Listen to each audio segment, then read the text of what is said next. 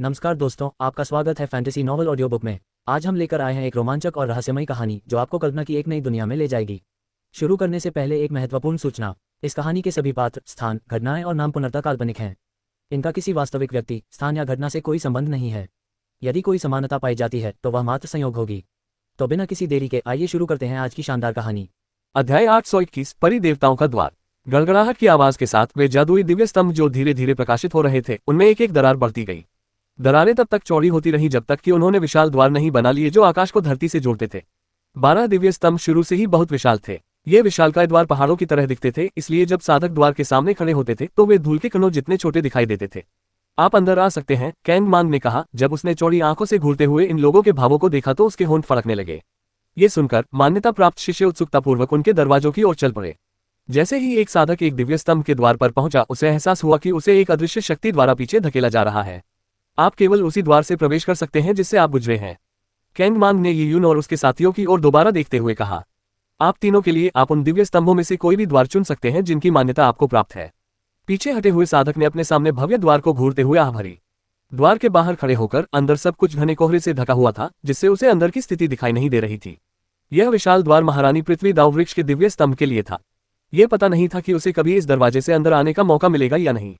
छोटे भाई ये हमें चलने दो, लुओ फेंगलिंग ने कहा। ये यून ने सिर हिलाया। इन दरवाजों को देखकर उसके मन में बेहद जिज्ञासा जाग उठी। उसे ऐसा लगा मानो दरवाजे के पीछे कोई विशालकाय जीव छिपा हो। यहाँ तक कि दरवाजे पर छाई धुंध भी मानो उस विशालकाय जीव की सांसों से बनी हो। इसी क्षण रानयू महारानी पृथ्वी दाव वृक्ष के द्वार से आगे बढ़ी और ये यून ने दरवाजों का जायजा लेने के बाद उसके पीछे पीछे जाने का फैसला किया। घने कोहरे से गुजरते हुए ये यून को अचानक ऐसा महसूस हुआ जैसे कई आंखें उसे देख रही हो।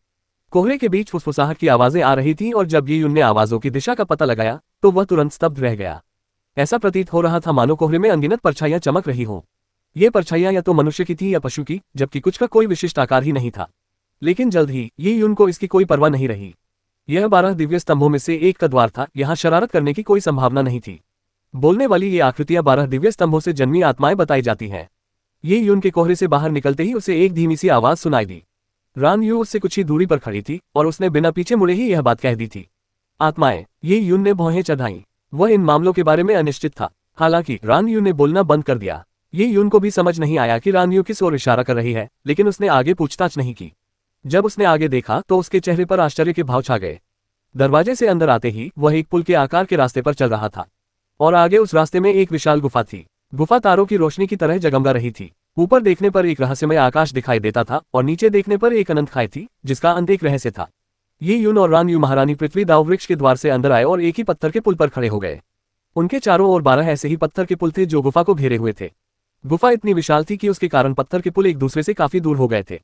हालांकि तारों की रोशनी पत्थर के पुलों को रोशन कर रही थी, जिससे लोग दूर से ही एक दूसरे को देख पा रहे थे। रान यू और ये यून के अलावा कई पत्थर के पुलों पर पहले से ही लोग खड़े थे। जैसे ही ये यून ने गुफा की ओर देखा, रान यू धीरे धीरे पत्थर के पुल के आगे आया और खाई की ओर नीचे देखा। उसने धीरे से कहा, क्या तुम जानते हो कि हमारी परिजाति ने इस अनंत सागर में स्थित नीले छिद्र पर 12 दिव्य स्तंभ क्यों बनाए? अनंत सागर, ये यून हैरान रह गई। तो यह एक नीला छिद्र था, लेकिन क्या माउंट एजोर बिलो ब्रह्मांड में लटका हुआ एक विशाल पर्वत नहीं था? समुद्र कहां से आया? इस समय रान यू ने ये यून के जवाब का इंतजार किए बिना सीधे कहा, ऐसा इसलिए है क्योंकि हम योद्धाओं की साधना इस अस्थिर पत्थर के पुल पर खड़े होने के समान है। कुछ लोग थोड़े समय में सफलता प्राप्त कर लेते हैं, लेकिन वे आतिशबाजी की तरह होते हैं जिनकी चमक क्षणिक होती है। वास्तव में अच्छे साधक और भी अधिक चमकते हैं। उनमें से कुछ तो दसियों हजार वर्षों तक या यहाँ तक कि करोड़ों वर्षों तक भी चमक सकते हैं। ये यून ने रान यू की ओर देखा और उसकी बात समझ गई। स्पष्टतः रान यू के अहंकार ने उसे ये यून द्वारा दिए गए अपने मूल्यांकन को स्वीकार करने से रोक दिया। आतिशबाजी शायद उसके स्वयं के लिए एक रूपक थी, जबकि रान यू उस अच्छे गुण को साबित करना चाहता था जिसका उसने उल्लेख किया था। ये यून ने चुपचाप मुस्कुरा दिया। रान यू का चेहरा गुस्से से भर गया क्योंकि उसे लोगों द्वारा उसकी निंदा करना पसंद नहीं था।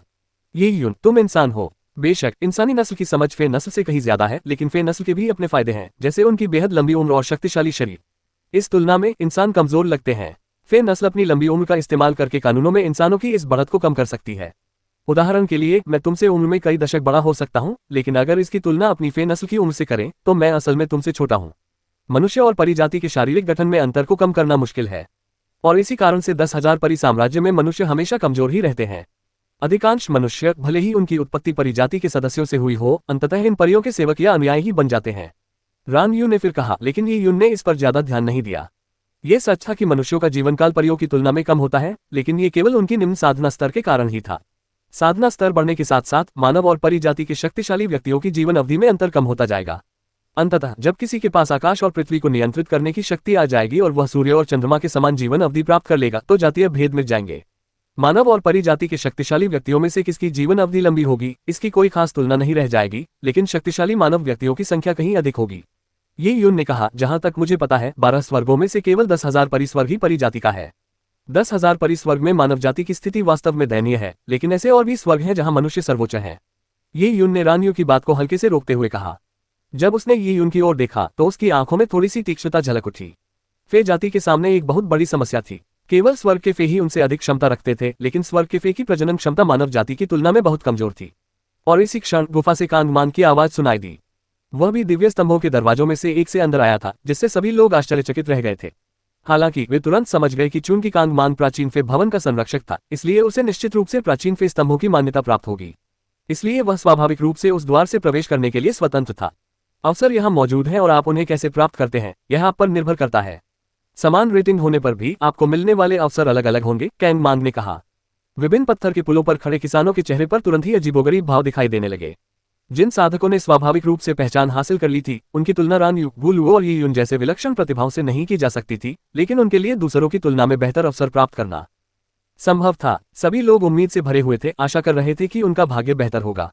अध्याय 822, 9 खंडों वाली खगोलीय धुरी। इसी क्षण खाई के बहुत नीचे से अचानक एक प्रकाश का पर्दा ऊपर उठा और ड्रैगन सम्राट के दिव्य स्तंभ के पत्थर के पुल की ओर बढ़ गया। ड्रैगन सम्राट के दिव्य स्तंभ का पत्थर का पुल दूर से एक विशालकाय ड्रैगन के आकार का दिखाई दे रहा था, और वहां लुओ वंश के कुछ शिष्य खड़े थे। लुओ वंश के ये शिष्य बड़ी उत्सुकता से ऊपर से गुजरते प्रकाश के पर्दे को देख रहे थे। ऐसा लग रहा था मानो इस प्रकाश के पर्दे में आंखें हों, क्योंकि यह सीधे एक व्यक्ति की ओर बढ़ा और पलक झपकते ही एक शिष्य के सामने प्रकट हो गया। प्रकाश का पर्दा हटते ही उसके अंदर एक डिब्बा दिखाई दिया। शिष्य अचंभित रह गया और उसने जल्दी से उसे पकड़ लिया। उसे खोलने के बाद उसके चेहरे पर मिश्रित भाव ही दिखाई दिए। यह क्या है? पास में खड़े लुओ वंश के एक शिष्य ने कहा। विश्व पत्थर। फायर क्लाउड स्टेट में वर्ल्ड स्टोन एक प्रकार का वेतन था। अर्थ फायर हॉल के शिष्यों को साल में 1 वर्ल्ड स्टोन मिलता था, जबकि हेवन फायर हॉल के शिष्यों को 5 वर्ल्ड स्टोन मिलते थे। लुओ कबीले के इस शिष्य को इनाम के तौर पर 20 वर्ल्ड स्टोन मिले थे, जो किसी और समय के लिए ठीक ठाक थे, लेकिन प्राचीन फे एडिफिस के अनगिनत अवसरों की तुलना में यह निराशाजनक था। प्राचीन फे भवन में केवल वही लोग बेहतर पुरस्कार प्राप्त कर सकते हैं जो आंखें खोलने की क्षमता से ऊपर हो। हमें केवल गति में प्रवेश की क्षमता प्राप्त हुई है, इसलिए इसे भूल जाइए। शिष्य ने उदास चेहरे से सिर हिलाया और आह भरी। उसे बड़ी मुश्किल से दिव्य स्तंभ की मान्यता मिली थी, फिर भी उसमें थोड़ी सी उम्मीद बाकी थी, पर उसने कभी यह उम्मीद नहीं की थी कि उसे विश्व पत्थरों का सबसे तुच्छ पुरस्कार मिलेगा। खाई से एक और प्रकाश का पर्दा फूट पड़ा और 7 रंगों वाले फीनिक्स के पत्थर के पुल पर खड़े लुओ वंश के एक शिष्य की ओर उड़ गया। तुरंत ही उस शिष्य के चेहरे पर बेचैनी के भाव आ गए। उसकी प्रवेश गति का स्तर पहले वाले व्यक्ति से कुछ ही अधिक था। लुओ फेंगलिंग भी इसी पत्थर के पुल पर थी, इसलिए वह भी बेहद घबराई हुई थी। लुओ फेंगलिंग के पास साधना के लिए बहुत कम समय था, इसलिए थोड़ी सी भी संसाधन प्राप्त करना उसके लिए बहुत फायदेमंद होता। यह एक साधना तकनीक है। शिष्य के मुस्कुराते ही प्रकाश का पर्दा एक प्राचीन ग्रंथ में परिवर्तित हो गया। साधना तकनीकों की बात करें तो स्थिति अलग थी। प्राचीन परिभवन में संग्रहित साधना तकनीकें भले ही निम्नतम श्रेणी की हो, बुरी नहीं थी। ये 9 खंडों वाली दिव्य धुरी का पहला और दूसरा खंड है। प्राचीन ग्रंथ पर लिखे शब्दों को देखकर एक साधक ने कहा, यदि उसे पहले 2 खंड भी मिल जाएं, तो सभी 9 खंड प्राप्त करना लगभग असंभव है। लुओ वंश के एक शिष्य ने कहा। 9 खंडों वाली आकाशीय धुरी लुओ वंश की एक शीर्ष शरीर संयम साधना तकनीक थी, लेकिन ये लुओ वंश से संबंधित नहीं थी, बल्कि एक प्राचीन शक्तिशाली व्यक्ति द्वारा छोड़ी गई विरासत थी जो पूरे 10,000 परी साम्राज्य स्वर्ग में प्रसिद्ध थी। यद्यपि 9 खंडों वाली खगोलीय धुरी अत्यंत मूल्यवान थी, फिर भी इसके पहले कुछ खंड अपेक्षाकृत सरल थे और उनकी कई समान प्रतियां बनाई गई हैं। हालांकि 5वें खंड के बाद के खंडों की कीमतें ज्यामितीय दर से बढ़ने लगी। यहां तक कि लुओ वंश के पास भी 9 खंडों वाली खगोलीय धुरी का पूरा संग्रह नहीं था। 9 खंडों वाली आकाशीय धुरी। जे किंवदंती के अनुसार संपूर्ण 9 खंडों वाली आकाशीय धुरी पर महारत हासिल करने से ऐसा शरीर प्राप्त होता है जो एक विशाल दुनिया को चकनाचूर कर सकता है। ये 10,000 परी लोक स्वर्ग में सर्वोच्च शरीर संवर्धन तकनीक है, लेकिन मनुष्यों के लिए इस पर महारत हासिल करना बहुत मुश्किल है। रान यू ने अचानक कहा। उसने यी यून की ओर नहीं देखा, लेकिन वह स्पष्ट रूप से यी यून की ओर ही इशारा कर रहा था। पास ही खड़ी लिया ने यह सुनकर कहा, वरिष्ठ भाई रान यू सही कह रहे हैं। शरीर को मजबूत बनाने की तकनीकों में मनुष्य हमसे कहीं कमजोर है। मार्शल आर्ट से पहली बार परिचित होने पर मनुष्यों के पास शरीर को मजबूत बनाने के केवल 2 चरण होते हैं, जिन्हें नश्वर रक्त और बैंगनी रक्त कहा जाता है। फे जाति की शरीर को मजबूत बनाने की तकनीकों की तुलना में ये बहुत ही निम्न स्तर का है। इसका मुख्य कारण शारीरिक बनावट की समस्या है। मनुष्यों की शारीरिक बनावट बहुत कमजोर होती है, इसलिए उन्हें इस स्तर तक प्रशिक्षित नहीं किया जा सकता। लिया के ऐसा कहने के बाद उसने गर्व से यी यून की ओर देखा। उसने स्वीकार किया कि नियमों के मामले में वह ही यून से कमतर था, लेकिन वह ये बात मानने को तैयार नहीं था, इसलिए उसने शरीर को मजबूत बनाने की तकनीकों का जिक्र किया। ये फे जाति की विशेषता थी जिसमें मानव जाति बिल्कुल भी अच्छी नहीं थी। ये यून के लिए भी उसका शरीर ही उसकी कमजोरी थी। जब वह काले कवच वाले दानव देवता से लड़ रहा था, तब उस दानव देवता की असाधारण रक्षा क्षमता उसकी शरीर संयम तकनीक से उत्पन्न हुई थी। और क्योंकि ये यून का शरीर कमजोर था, इसलिए वह काले कवच वाले दानव देवता के सीधे हमलों का एक बार भी सामना नहीं कर सका। वह केवल अपने ड्रेको प्रथम सच्चे स्वर्ण अवतार को बुलाकर ही हमलों को रोक सका। हालांकि 9 खंडों वाली आकाशीय धुरी का उपयोग मानव और फे दोनों जाति द्वारा किया जा सकता था, लेकिन लगभग किसी भी मानव ने इसका अभ्यास नहीं किया क्योंकि यह बहुत कठिन था। 9 खंडों वाले आकाशीय अक्ष के बाद प्रकाश की एक किरण 7 रंगों वाले फीनिक्स के पत्थर के पुल की ओर उड़ी और सीधे लुओ फेंगलिंग की ओर बढ़ गई। मेरा एक बेचैन लुओ फेंगलिंग ने जल्दी से अपना हाथ आगे बढ़ाया। लुओ फेंगलिंग की सफेद हथेली पर एक छोटा सा जहर का डिब्बा आ गिरा। उसने सबसे पहले अपना सिर उठाकर अपने आसपास के किसानों का जायजा लिया और उन लोगों ने भी उसकी ओर देखा। लुओ फेंगलिंग को फेरी ब्लैक बैम्बू ने सिफारिश की थी और उसने थोड़े समय के लिए ही साधना की थी, इसलिए वही उनकी तरह ही अलोकप्रिय थी। हालांकि उसे जो पहचान मिली वह कोई असाधारण नहीं थी, फिर भी ये लोग शायद यही चाहते थे कि उसे जो अवसर मिला है वह बहुत बुरा हो। लुओ फेंगलिंग ने हल्की सी आह भरी और दूसरों की निगाहों के सामने जेड बॉक्स खोला। एक गोल गोली जो स्त्री के होठों की तरह गुलाबी थी, जेड के डिब्बे के बीच में रखी हुई थी और उससे हल्की सी सुगंध आ रही थी। ये कौन सी गोली है, यह अज्ञात है। कुछ साधकों, विशेषकर उन साधकों को जिन्होंने पुरस्कार तो प्राप्त कर लिए थे लेकिन लुओ फेंगलिंग से कमतर थे, के चेहरे उदासी से भर गए। चाहे वह कोई भी गोली हो, अगर वह 7 रंगों वाले फीनिक्स दिव्य स्तंभ द्वारा दी गई गोली है तो भला वह खराब कैसे हो सकती है। वह निश्चित रूप से विश्व पत्थरों या 9 खंडों वाले आकाशीय अक्ष के पहले 2 खंडों से बेहतर थी। उन सभी को प्रवेश की अनुमति मिल गई थी, लेकिन सभी के अवसर अलग अलग थे, जिससे वे सभी लोग असहज हो गए थे जिन्हें उनके अवसर नहीं मिले थे। लुओ फेंगलिंग के चेहरे पर सुखद आश्चर्य के भाव प्रकट हुए। उसने डिब्बे को ध्यान से देखने के बाद ही उसे रखने की हिम्मत जुटाई, और उसके बाद एक और शिष्य को विश्व पत्थर प्राप्त हुआ। उसके कराहने के तरीके से स्पष्ट था कि वह इससे बेहद निराश था। इसी क्षण प्रकाश का एक पर्दा तेजी से निकला और इस बार निशाना महारानी पृथ्वी दाव वृक्ष का पत्थर का पुल था। महारानी पृथ्वी दाव वृक्ष के पत्थर के पुल पर रान यू और यी यून खड़े थे। ये सभी साधक इस प्रकाश के पर्दे के लक्ष्य और उसके अंदर छिपी हुई चीज का अनुमान लगा रहे थे। बताओ, यह मेरा है या तुम्हारा? रान यू ने लंबी खींचतान भरी आवाज में कहा। मानव और फे जाति के साथ शरीर को नियंत्रित करने की स्थिति के बारे में दावे करने के बाद ऐसा प्रतीत होता है कि उसने अपना आत्मविश्वास फिर से प्राप्त कर लिया था। प्रकाश का पर्दा दोनों की ओर तेजी से बढ़ा और अचानक रान यू के सामने प्रकट हो गया। लगता है ये मेरा ही है, रान यू हंसते हुए बोला और अपना हाथ आगे बढ़ाया। प्रकाश का पर्दा तुरंत हट गया और यी यून ने स्पष्ट रूप से देखा कि प्रकाश के हटते ही रान यू की हथेली पर एक सुनहरी किरण प्रकट हुई। रान यू और यी यून ही इस पत्थर के पुल पर मौजूद थे, इसलिए चाहे जिसे भी मौका मिलता सबकी निगाहें उन्हीं पर टिकी होती। हर किसी की निगाहें इसी पत्थर के पुल पर टिकी थीं। उन्होंने प्रकाश की वह सुनहरी किरण भी देखी थी। रान यू के हाथ में सुनहरी रोशनी की किरण लगातार अपना आकार बदलती रहती थी, कभी एक छोटी गौरैया के आकार में तो कभी एक छोटे सुनहरे सांप के आकार में। यह क्या है? मुझे आश्चर्य है कि क्या ये ड्रैगन सम्राट या महारानी पृथ्वी दाव वृक्ष की ओर से कोई पुरस्कार है। इससे पहले कैंगमांग ने कहा था कि जो लोग कुछ दिव्य स्तंभों को पार कर लेते हैं वे किसी भी स्तंभ को चुन सकते हैं। इसका मतलब यह था कि अगर रान यू महारानी पृथ्वी दाव वृक्ष के पत्थर के पुल पर भी खड़ा होता तो उसे भी ड्रैगन सम्राट के दिव्य स्तंभ से मिलने वाले अवसर प्राप्त हो सकते थे। अध्याय 823 मध्यस्थ आत्मा मोती। रान यू ने अचानक अपनी 5 उंगलियां भींच ली और एक झटके में जेब में रखी छोटी सी सुनहरी सांप को चकनाचूर कर दिया। जब उसने अपनी उंगलियां खोली तो सोने के कागज के आकार का एक ताबीज प्रकट हुआ। क्या वह सुनहरी रोशनी की किरण जो स्वतः ही विभिन्न आकृतियों में परिवर्तित हो सकती थी वास्तव में एक जादू थी? लुओ वंश के सभी शिष्य आश्चर्य और जिज्ञासा से उस ताबीज को देखने लगे, और जैसे ही वह ताबीज अस्तित्व में आया उसे घूर रहे साधकों को तुरंत खतरे का एहसास हुआ। ऐसा लगा मानो ताबीज उन्हीं को घूर रहा हो। इस आकर्षण का प्रयोग किए बिना ही इसने दूसरों पर ऐसी भावनाएं उत्पन्न कर दी। क्या वास्तव में इसका उपयोग किए जाने पर यह कमजोर पड़ सकता है? अन्य अवसरों की तुलना में ताबीजों को वास्तव में उपभोग्य वस्तु माना जाता था, लेकिन वास्तव में शक्तिशाली ताबीजों का उपयोग महत्वपूर्ण परिस्थितियों में किया जा सकता था। कुछ अत्यंत शक्तिशाली ताबीज सर्वोच्च स्तर के योद्धा के प्रहार के बराबर थे।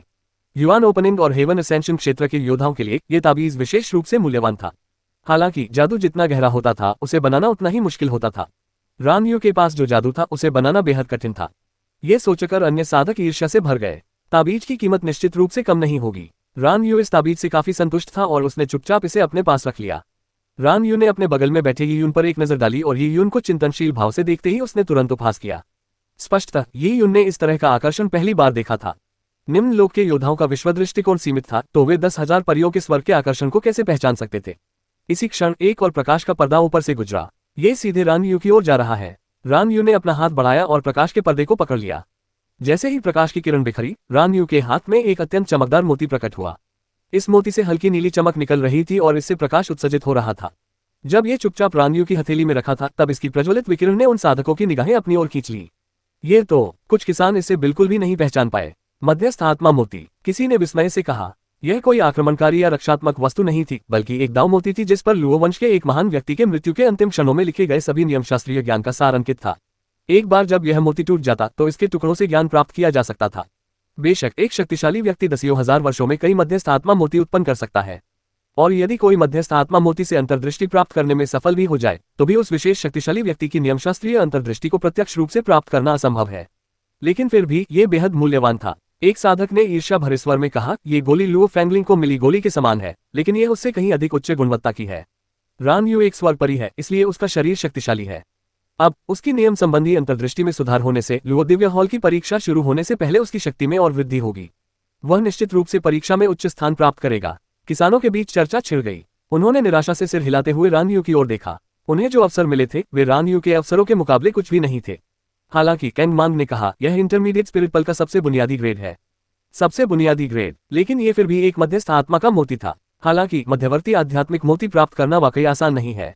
अतीत में भी लोगों ने महारानी पृथ्वी दाव वृक्ष की मान्यता प्राप्त की है, लेकिन मध्यवर्ती आध्यात्मिक मोती प्राप्त करने वाले बहुत कम हैं। इसमें भाग्य का भी कुछ हाथ होता है। कांग मांग ने आगे कहा। जब इन शिष्यों ने ये सुना तो वे मध्यस्थ आत्मा मोती के महत्व को देखकर तुरंत भावुक होकर आहें भरने लगे।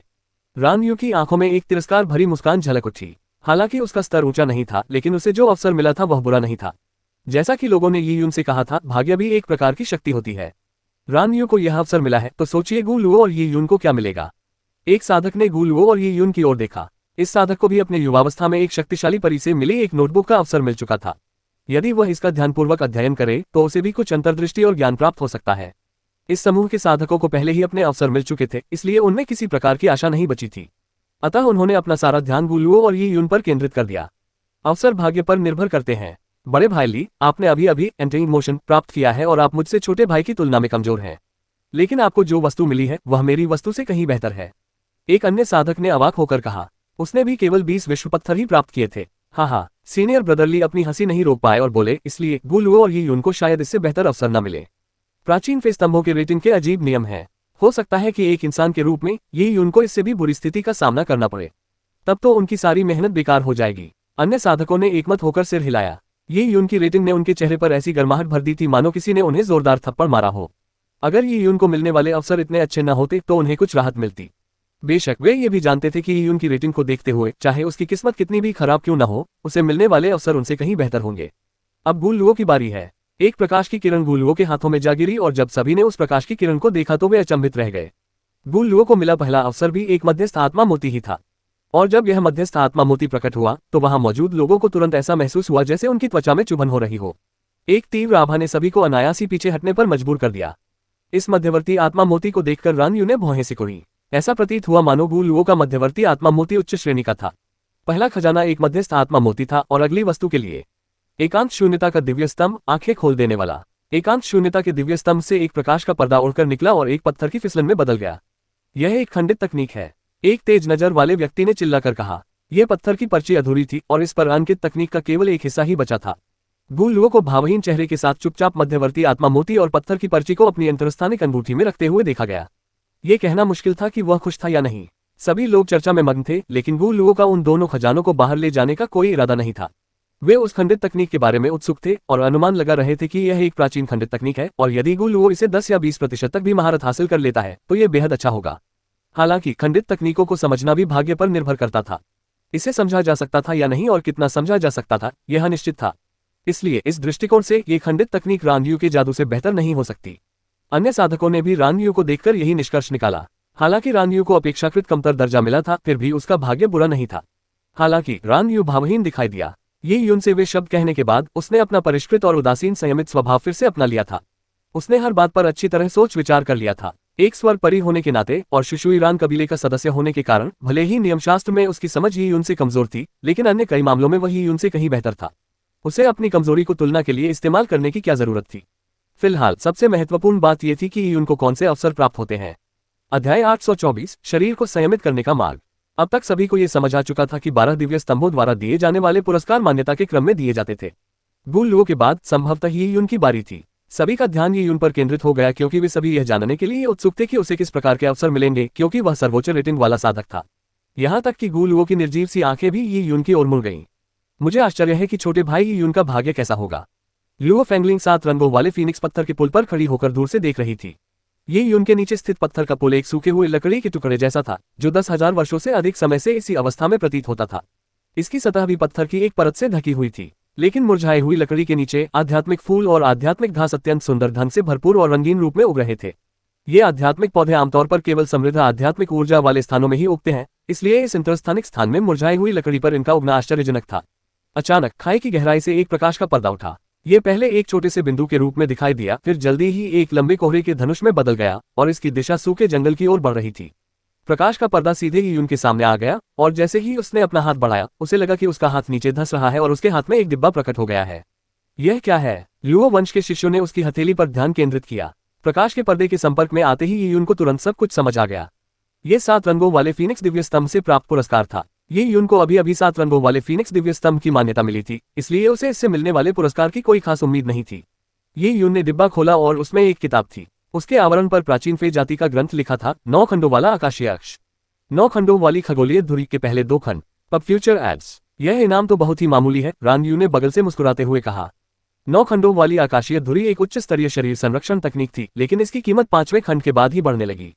8वें खंड तक पहुंचते पहुंचते ये लुओ वंश का एक अनमोल खजाना बन चुकी थी। जहां तक पौराणिक 9वें खंड की बात है, उसे तो खोया हुआ ही माना जा रहा था। 9वें खंड के प्रकट होते ही 10,000 परियों के स्वर्ग में निश्चित रूप से रक्तपात मच जाएगा। मार्शल आर्ट की दुनिया में किसी भी साधना तकनीक की प्रतिलिपि बनाने के लिए पहले उस तकनीक में महारत हासिल करना आवश्यक था। महारत हासिल करने का वह स्तर ही उस तकनीक की प्रतिलिपि बनाने की अनुमति देता था, अन्यथा उन गहन और गूढ़ नियमों के साथ साथ ऊर्जा प्रवाह के प्रक्षेप पथों का वर्णन करना असंभव हो जाता। 9 खंडों वाली खगोलीय धुरी के पहले कुछ खंडों को विकसित करना आसान था और इसकी कई प्रतियां उपलब्ध थीं।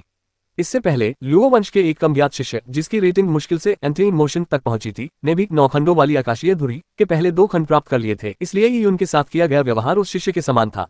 इस पर ली या ने गर्व से कहा, आखिरकार ये एंटी मोशन की रेटिंग है। 9 खंडों वाली आकाशीय धुरी अभी भी स्वीकार्य है और यह विश्व पत्थरों से कहीं बेहतर है। हालांकि मनुष्य के शरीर के साथ 9 खंडों वाली आकाशीय धुरी की साधना करना असंभव है। उद्धरण चिन्ह। प्राचीन दिव्य संरचना द्वारा दिए गए अवसर प्रत्येक व्यक्ति के लिए भिन्न भिन्न थे। ये 12 दिव्य स्तंभ अत्यंत दीर्घकाल से स्थापित थे और प्रत्येक 12 दिव्य स्तंभों में विद्यमान कृपा रहस्यमय और गहन थी, जिससे इन स्तंभों को चेतना का एक विशेष अनुभव प्राप्त था। इनमें निर्णय लेने की एक विशेष विधि थी, इसलिए इनके द्वारा दिए गए अवसर और पुरस्कार आमतौर पर साधक के लिए सबसे उपयुक्त होते थे। उदाहरण के लिए रान यू और गू लुओ दोनों ने मध्यवर्ती आत्मा मूर्ति प्राप्त किए थे, जिसका कारण कानूनों में उनकी कमजोरी थी। लेकिन ये यून ने 9 खंडों वाली खगोलीय धुरी प्राप्त कर ली। इससे कई लोगों को ये रोचक लगा। ये सर्वविदित था कि मनुष्य अपने शरीर को नियंत्रित नहीं कर सकते, इसलिए प्राचीन परिसंरचना द्वारा ये यून को 9 खंडों वाली आकाशीय धुरी देना निस्संदेह ये यून के मुंह पर तमाचा मारने जैसा था।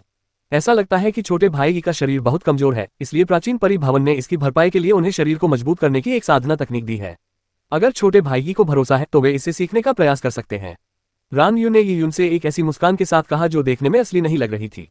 युवा योद्धाओं के लिए समय बहुत कीमती होता है। यदि ये यून घमंडी होकर अपना आपा खो बैठा और शरीर को मजबूत करने का प्रयास करता रहा, तो इससे उसका बहुत समय व्यर्थ हो जाएगा। रान यू यही परिणाम देखना चाहती थी। छोटे भाई, उसकी बातों में मत आओ। बेहतर होगा कि तुम नियमों का सही ढंग से पालन करो। जहां तक शरीर को मजबूत बनाने की बात है, ऐसा नहीं है कि मनुष्य ऐसा नहीं कर सकते, लेकिन इसमें लगने वाला प्रयास और संसाधन शरीर को मजबूत बनाने से मिलने वाले लाभ से कहीं अधिक है। लाभ हानि की भरपाई नहीं कर सकते। लुओ फेंगलिंग को डर था कि यून अपनी युवावस्था के कारण उग्र स्वभाव का हो सकता है और यदि वह गुमराह हो गया तो परिणाम विनाशकारी होंगे। वरिष्ठ बहन लुओ, आपकी सलाह के लिए धन्यवाद। मैं आपका छोटा भाई इसे ध्यान में रखूंगा। ये यून ने 9 खंडों वाली आकाशीय धुरी पर एक नजर डाली और फिर उसे अपने अंतरस्थानिक वलय में रख लिया। हालांकि रान यू ने जानबूझकर उसे नीचा दिखाया था, लेकिन उसकी बात सच थी। उसका शरीर शुद्ध यांग शरीर था और यह शुद्ध यांग शरीर नियमों का पालन करता है। शरीर को मजबूत बनाने की तकनीकों का संबंध तो हड्डियों, रक्त, मांसपेशियों और नसों की मजबूती से था। इसका शुद्ध यांग शरीर से कोई लेना देना नहीं था। हालांकि ये यून के पास बैंगनी क्रिस्टल था। यदि वह वास्तव में शरीर संरक्षण तकनीकों का अभ्यास करता, तो वह बैंगनी क्रिस्टल का उपयोग करके बड़ी मात्रा में ऊर्जा अवशोषित कर अपने शरीर का पुनर्निर्माण कर सकता था, भले ही उसका शरीर मानक स्तर का न हो। उसके लिए शरीर संरक्षण तकनीकों का अभ्यास करना अभी भी संभव था। जैसा कि लुओ फेंगलिंग ने कहा था, प्रयास और संसाधनों की मात्रा परिणामों से अधिक नहीं हो सकती। ऐसा करने की कोई आवश्यकता नहीं थी। ये यून को पहले इनाम से कोई आपत्ति नहीं थी। आखिरकार ये 7 रंगों वाले फीनिक्स दिव्य स्तंभ द्वारा दिया गया था। उसने अभी अभी इसकी मान्यता प्राप्त की थी, इसलिए यह उम्मीद करना स्वाभाविक था कि उसे जो इनाम मिलेगा वह अच्छा नहीं होगा। और आगे, वाह, खाई से एक और प्रकाश का पर्दा तेजी से निकला और सीधे ही यून की ओर बढ़ा। 7 रंगों वाले फीनिक्स दिव्य स्तंभ के बाद महारानी पृथ्वी, दाववृक्ष और चरम यान प्रदीप्ति थी। ये यून ने इन दोनों दिव्य स्तंभों में शीतनिद्रा जागृति प्राप्त कर ली थी। पहला इनाम ये यून के साधना पथ के विपरीत है। मुझे ये देखने में दिलचस्पी है कि उसे दूसरा इनाम क्या मिलेगा। अगर वह भी उसके पथ के विपरीत हुआ तो ये दिलचस्प होगा। रान यू ने हंसते हुए कहा। उसने माना कि यी यून की नियमशास्त्रीय समझ अच्छी थी, लेकिन फिर भी वह यी यून की उत्पत्ति और वंश को कमतर समझता था। हालांकि उसने शीतनिद्रा जागृति की रेटिंग प्राप्त कर ली थी, लेकिन 12 दिव्य स्तंभों द्वारा दिए गए अवसर शायद उसके लिए उतने उपयोगी न हो। उसका शरीर और साधना स्तर कमजोर था। यदि उसे प्राप्त वस्तु से उसकी शक्ति में तुरंत सुधार नहीं होता तो लुओ दिव्य हॉल की परीक्षाओं में भी वह सहायक नहीं होती। लुओ डिवाइन हॉल की परीक्षाओं में नियमों में किसी की प्रतिभा कितनी भी उच्च क्यों न हो, वह व्यर्थ थी क्योंकि शक्ति ही सब कुछ थी। मैं शायद प्राचीन फे भवन के 12 स्तंभों में तुम्हें हरा न पाऊं, लेकिन लुओ दिव्य हॉल की परीक्षाएं ही असली मायने रखती हैं। मैं तुम्हें निश्चित रूप से पछाड़ दूंगा, रान यू ने मन ही मन कहा। इसी क्षण प्रकाश का पर्दा यी यून की हथेली में आ गिरा। यह एक चौकोर पत्थर का बक्सा था। यह पत्थर का बक्सा साधारण सा दिखता था और थोड़ा भद्दा भी लगता था। हालांकि किसी ने भी इसे कम आंकने की हिम्मत नहीं की। कई लोग रान यू की तरह ही सोचते थे। उनका मानना था कि यी यून को चाहे कितनी भी अच्छी वस्तुएं मिले, उसकी निम्न साधना स्तर के कारण वे अस्थायी रूप से बेकार हो जाएंगी। फिर भी वे जानते थे कि उसे मिला अवसर बुरा नहीं होगा। ये हाइबरनेशन अवेकनिंग रेटिंग के लिए दिया जाने वाला पुरस्कार था। यी यून ने अपने हाथ में पकड़े पत्थर के बक्से को देखा। ये लगभग 1 हाथ की लंबाई का था और दिखने में साधारण था। हाथ में पकड़े जाने पर यह विशेष नहीं लग रहा था और इसके भीतर की आभा पूरी तरह से अलग थलग थी। उसे ये भी नहीं पता था कि यह क्या है। अध्याय 825 प्राचीन स्वर्ग को निगलने वाला बाढ़ का अजगर। यी यून ने दूसरों की निगाहों को नजरअंदाज करते हुए धीरे धीरे पत्थर का बक्सा खोला। पत्थर का बक्सा खुलते ही एक भयानक आभा तुरंत फैल गई। यह आभा पानी की लहर की तरह थी जिसने पल भर में पूरे क्षेत्र को भर दिया। इस वातावरण में डूबे होने के बावजूद वे कांपने लगे। उन्हें एक अजीब सा दबाव महसूस हुआ और ठीक से खड़े होने में उन्हें कठिनाई होने लगी। ये किस प्रकार की आभा थी? लोग घबरा गए थे और उनके ठीक से खड़े न हो पाने का कारण शक्तिशाली आभा नहीं थी, बल्कि मुख्य रूप से उससे उत्पन्न होने वाला दबाव था। वह क्या था? अभी अभी जो आभा महसूस हुई वह बहुत अजीब थी। जैसे ही वह आभा उनके पास से गुजरी, उन्हें अपने शरीर में ठंडक महसूस होने लगी। इस पत्थर के बक्से में क्या रखा था? यी यून ने पत्थर के बक्से को पूरी तरह से खोल दिया और उसकी आंखों में भी प्रत्याशा की चमक दिखाई दी।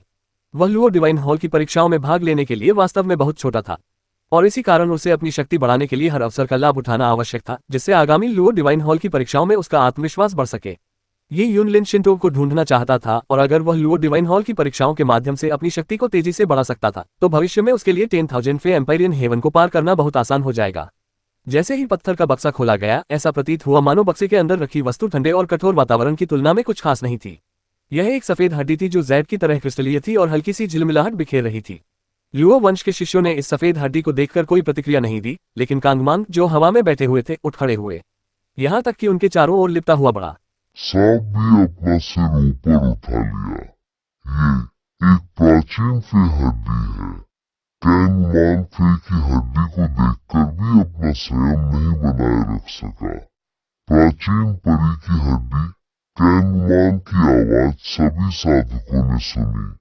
सफेद रंग की हड्डी में एक छोटा सा प्रेत घूम रहा था, मानो उसमें कोई आत्मा समाई हो। ये सभी कृषक फे जाति के सदस्य थे, तो वे प्राचीन फे हड्डियों के बारे में कैसे नहीं सुन सकते थे। हालांकि अगर किसी एक को देखने की बात हो तो रान यू ने पहली बार किसी शिष्य को देखा था और छोटे पारिवारिक कुलों के उन शिष्यों को देखना तो और भी दुर्लभ था। प्राचीन परी की हड्डी। ये कैसे हो सकता है? जब कांगमांग ने बताया कि यी यून को एक प्राचीन परी की हड्डी मिली है तो रान यू का चेहरा पीला पड़ गया। हड्डी को देखते हुए उसने अपनी मुट्ठियां कसकर भींच ली, जिससे वे हल्की हल्की कांपने लगी। ये वास्तव में एक प्राचीन फे हड्डी है। प्राचीन फे भवन के 12 प्राचीन दिव्य स्तंभों ने वास्तव में एक इंसान के लिए एक प्राचीन फे हड्डी तैयार की थी। 10,000 परियों के स्वर्ग में परियों की जाति की 3 प्रमुख श्रेणियां थीं, स्वर्ग परियां, पृथ्वी परियां और प्राचीन परियां। रान यू स्वर्ग का परी था और उसे असाधारण प्रतिभा वाला माना जाता था। वह स्वर्ग का प्रिय पुत्र था, लेकिन स्वर्ग के परियों की शक्ति का कारण उनके पूर्वज थे। वे प्राचीन परियों से अलग होकर उनकी वंश परंपरा के उत्तराधिकारी बने थे।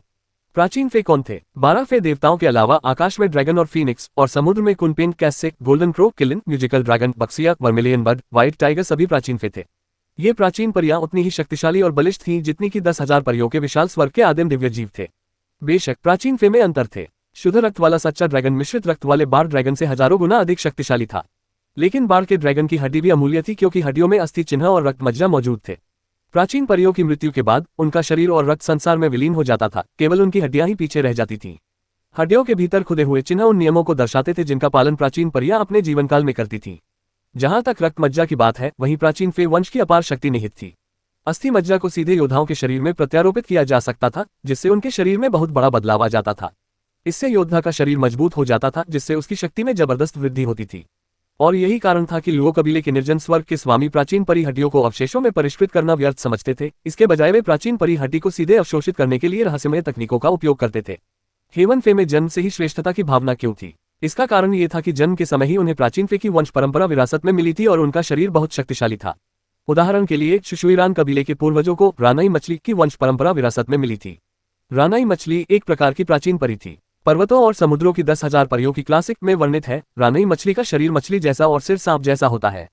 इसके 6 पैर और घोड़े जैसी आंखें होती हैं। रानाई मछली का शल्क प्राप्त करने से योद्धा स्वप्न के भय से मुक्ति पा सकते हैं और मानसिक राक्षसों को दूर कर सकते हैं। शुशुइरान वंश को संभवतः रानाई मछली का रक्त विरासत में मिला था, लेकिन इसकी सांद्रता आवश्यक रूप से उच्च नहीं थी। वंश के एक प्रतिभाशाली सदस्य ने प्राचीन रक्त को जागृत करके एक शल्क प्राप्त किया था, लेकिन रानयू के लिए प्राचीन रानाई मछली के रक्त को जागृत करना अभी दूर की बात थी। यदि रानयू को रानाई मछली की हड्डी मिल जाए और वह उसे आत्मसात कर ले, तो उसकी रक्तरेखा की सांद्रता एक बिल्कुल नए स्तर तक बढ़ जाएगी, जिससे उसके लिए अपनी प्राचीन रक्तरेखा को जागृत करना अधिक संभव हो जाएगा। हालांकि प्राचीन फे की हड्डियां बहुत मूल्यवान थीं। यद्यपि शुशुइरान परिवार के पास प्राचीन रानाई मछली की हड्डियां थीं, वे सभी परिवार की संचित संपत्ति और आधारशिला थीं, इसलिए उनके लिए रानयू को उन्हें देना असंभव था। रानयू की नजर अपने खानदान में मौजूद रानाई मछली की हड्डियों पर बहुत लंबे समय से थी, लेकिन वह उन्हें कभी हासिल नहीं कर पाया था।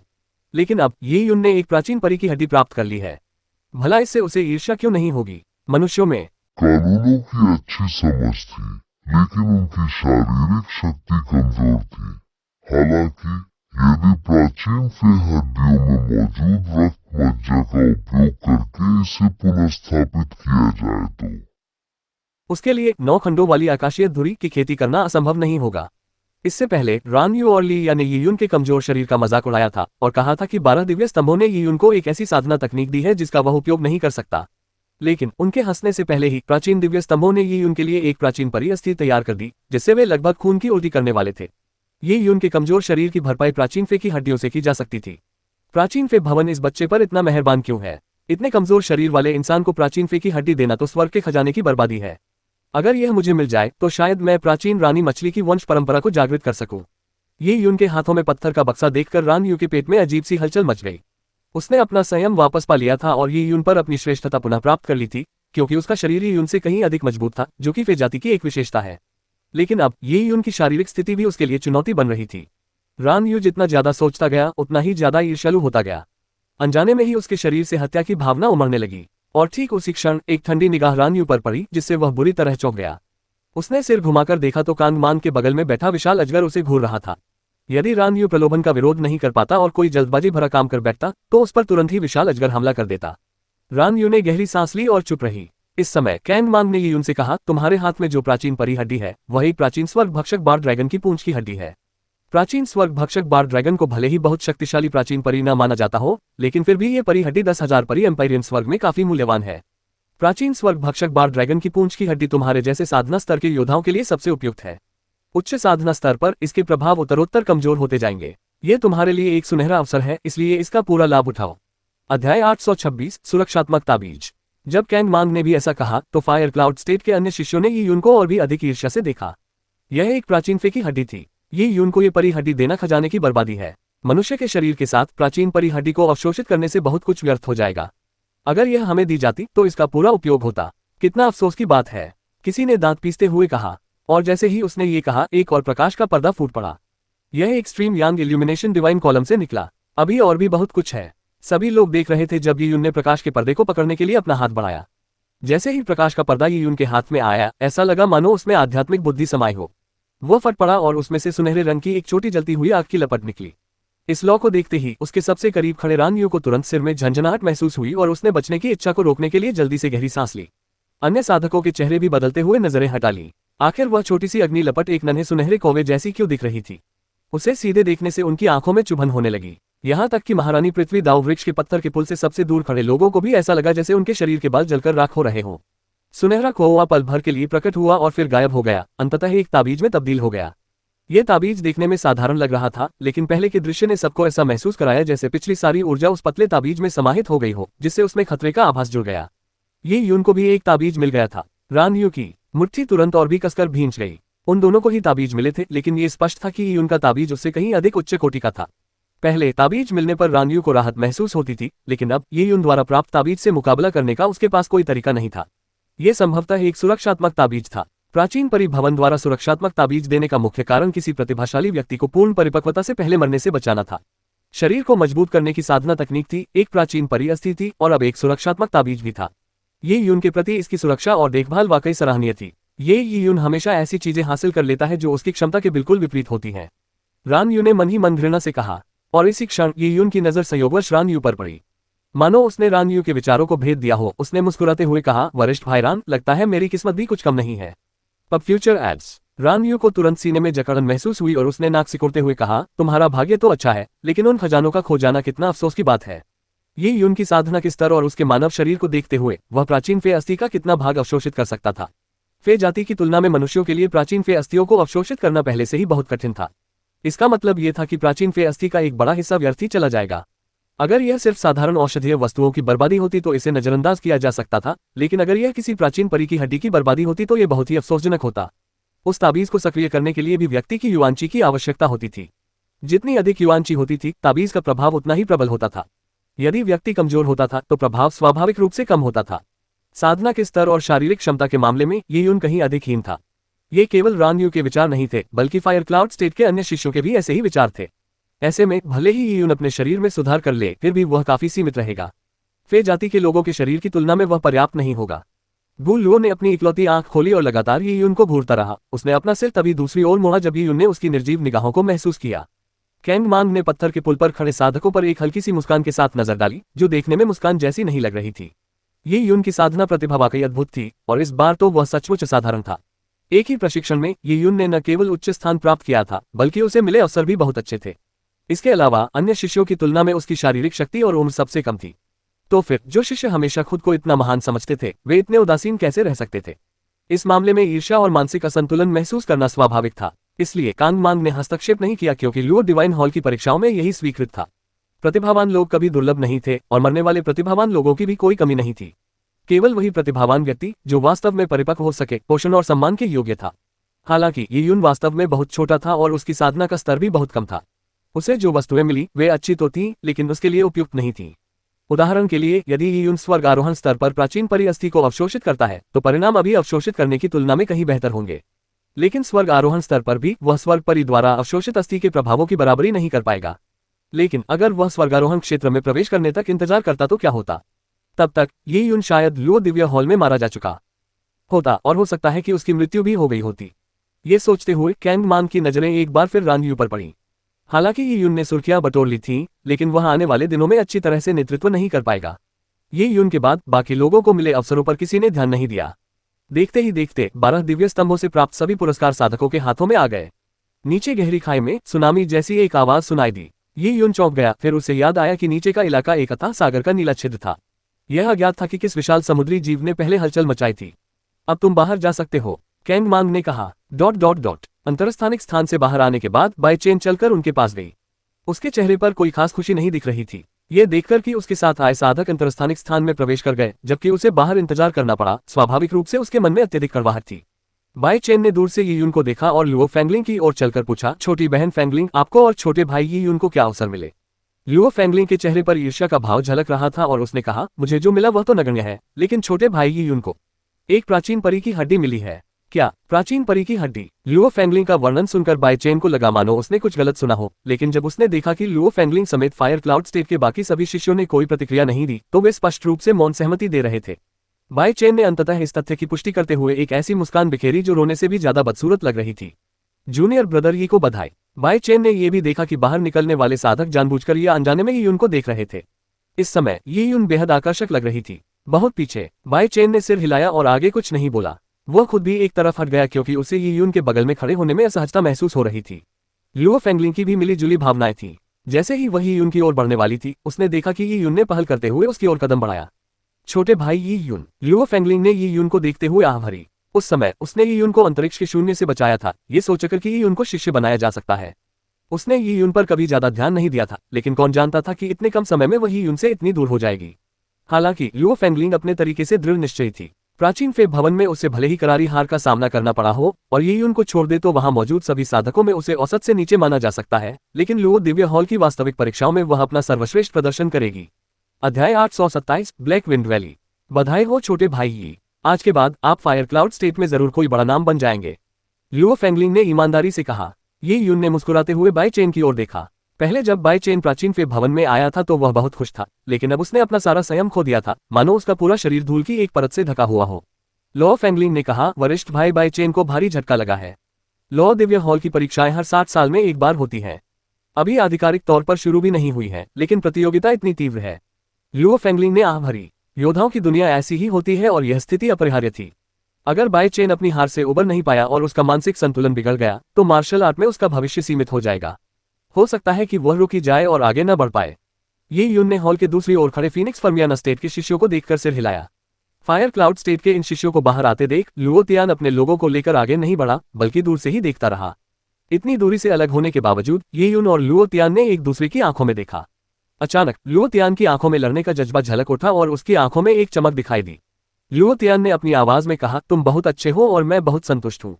लगता है कि फायर क्लाउड स्टेट में तियानशी के अलावा भी एक और प्रतिद्वंद्वी है जिसका इंतजार किया जा सकता है।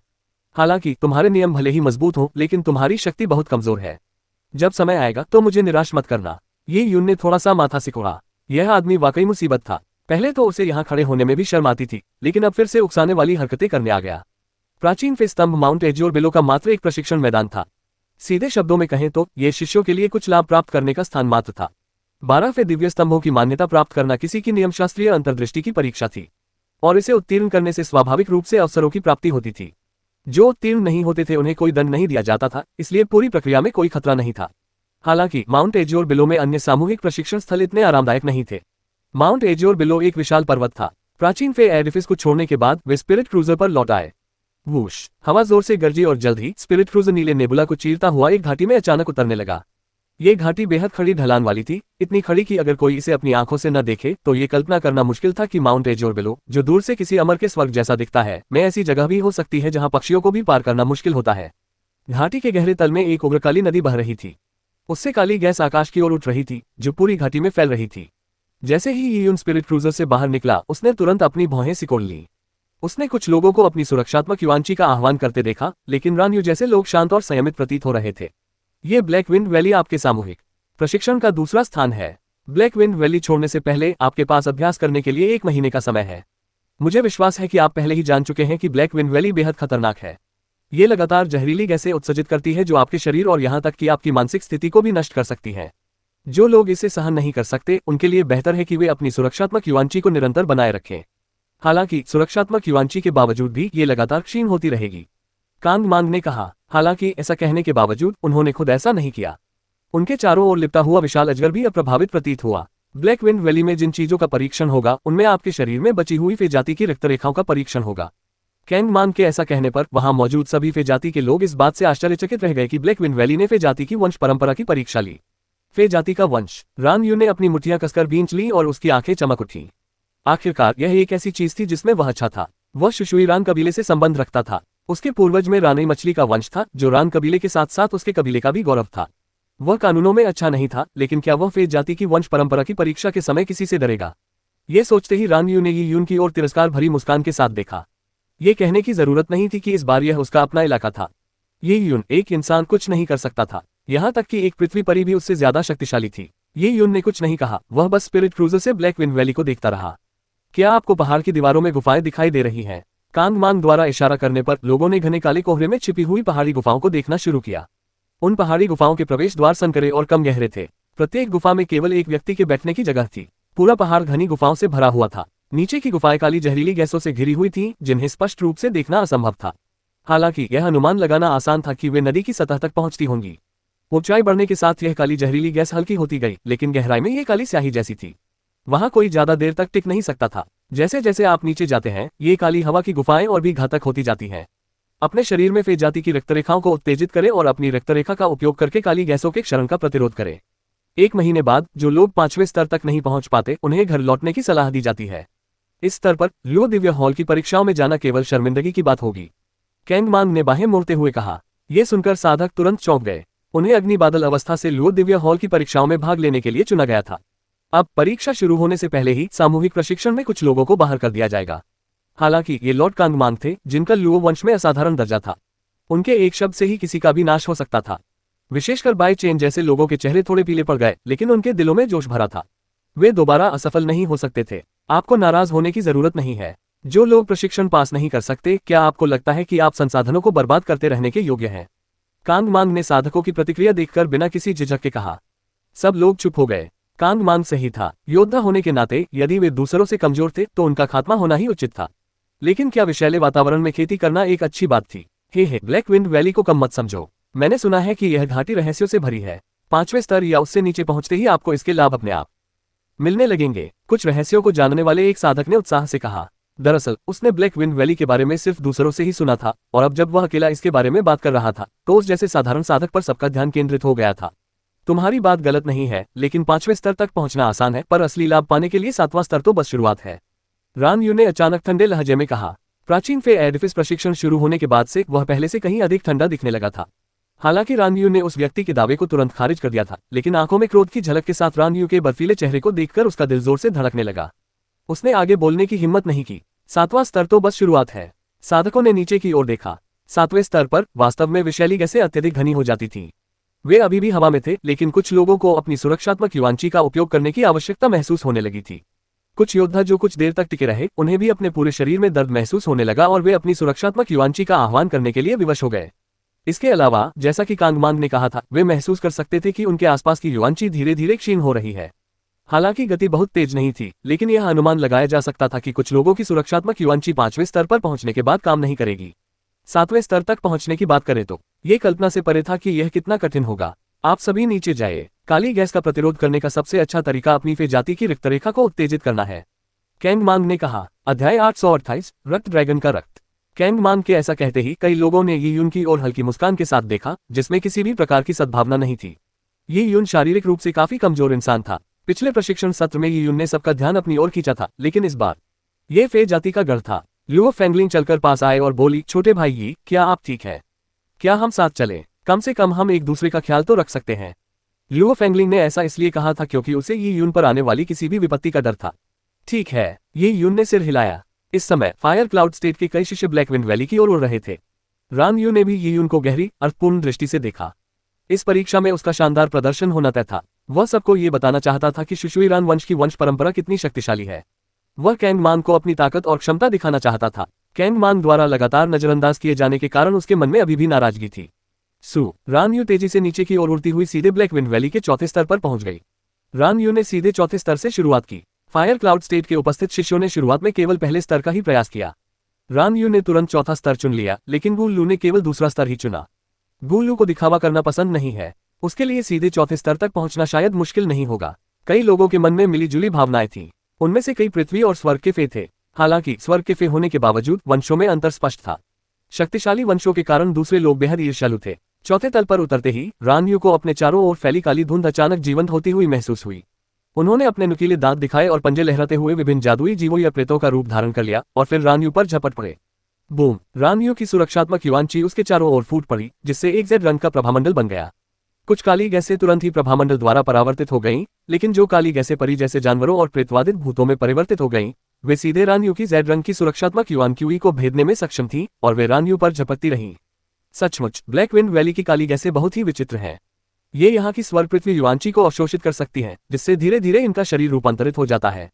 कुछ काली गैसें तो बुद्धि भी उत्पन्न कर सकती हैं, और ये काली गैसें, जिनका कोई विशेष रूप होता है, सुरक्षात्मक युवांची को बिना किसी प्रभाव के भेद सकती हैं।